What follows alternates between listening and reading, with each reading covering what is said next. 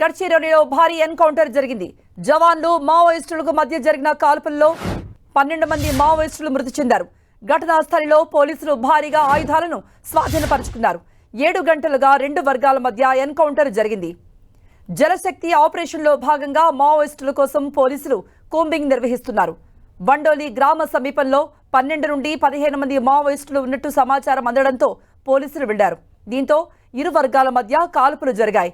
ఇప్పటి వరకు 12 మంది మావోయిస్టుల మృతదేహాలను స్వాధీనం చేసుకున్నారు.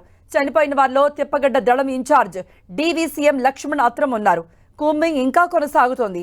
కాల్పులో 2 జవాన్లకు బుల్లెట్ గాయాలయ్యాయి. మరిన్ని అప్డేట్స్ ఇవ్వడానికి మా ప్రతినిధి సైదులు సిద్ధంగా ఉన్నారు. సైదులు, ఛత్తీస్గఢ్ మహారాష్ట్ర సరిహద్దు ప్రాంతమైన గడ్చిరోల్ జిల్లాకు సంబంధించి చిందర్వెట్ అటవీ ప్రాంతంలో భారీ ఎన్కౌంటర్ చోటు చేసుకుంది. ఈ ఎన్కౌంటర్ లో 12 మంది పైగా మావోయిస్టులు మృతి చెందిన పరిస్థితి అయితే మనం చూస్తున్నాం.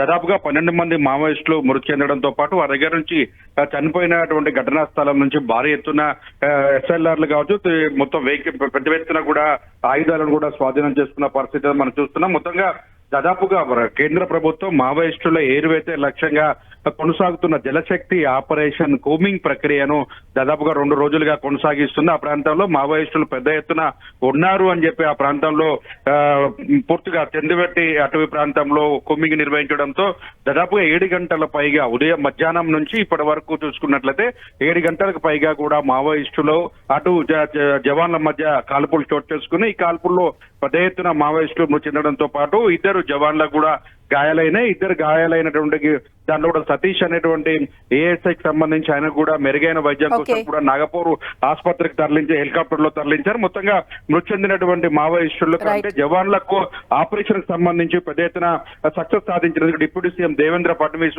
50 లక్షల రూపాయలు నజరానా కూడా ప్రకటించిన పరిస్థితి. మొత్తం మృతదేహాలను కూడా గుర్తించేందుకు ప్రయత్నం చేస్తున్నారు. మరోపక్క ప్రధానంగా డీవీసీఎం సభ్యుడిగా ఉన్నటువంటి ఆత్రం లక్ష్మణ్ అలియాస్ విషయాలు మృతి చెందారని గుర్తిస్తున్నారు.